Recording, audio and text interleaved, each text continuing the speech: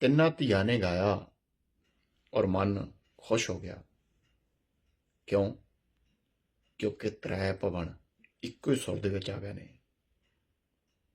ਤ੍ਰੈ ਭਵਨ ਇੱਕੋ ਹੀ ਸੁਰ ਦੇ ਵਿੱਚ ਆ ਗਏ ਨੇ। ਕਿਹੜੇ ਸੁਰ ਦੇ ਨਾਲ? ਦਿਮਾਗ ਤਿੰਨ ਆ, ਜਵਾਨਾ ਤਿੰਨ ਆ, ਪਰ ਸੁਰ ਇੱਕ ਹੋ ਗਿਆ। ਤ੍ਰੈ ਭਵਨਾਂ ਕੀ ਸੋਝੀ ਪਾਏ। ਇਹਦਾ ਮਤਲਬ ਪੰਜਾਬ ਦੇ ਵਿੱਚ ਤ੍ਰੈ ਭਵਨਾਂ ਦੀ ਸੋਝੀ ਸ਼ੁਰੂ ਹੋ ਚੁੱਕੀ ਆ ਔਰ ਧੀਆਂ ਤੋਂ ਹੋਣੀ ਸੀ।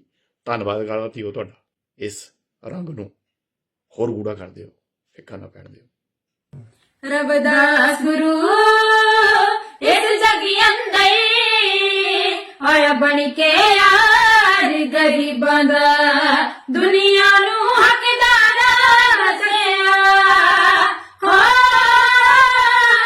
ਦੁਨੀਆ ਨੂੰ ਹੱਕਦਾਰ ਦੱਸਿਆ, ਆਇਆ ਬਣ ਕੇ ਪਿਆਰ ਗਰੀਬਾਂ ਦਾ। ਰਵਿਦਾਸ ਗੁਰੂ ਇਸ ਜਗ ਅੰਦਰ ਆਇਆ ਬਣ ਕੇ ਯਾਰ ਗਰੀਬਾਂ ਦਾ, ਆਇਆ ਬਣ ਕੇ ਯਾਰ ਗਰੀਬਾਂ ਦਾ।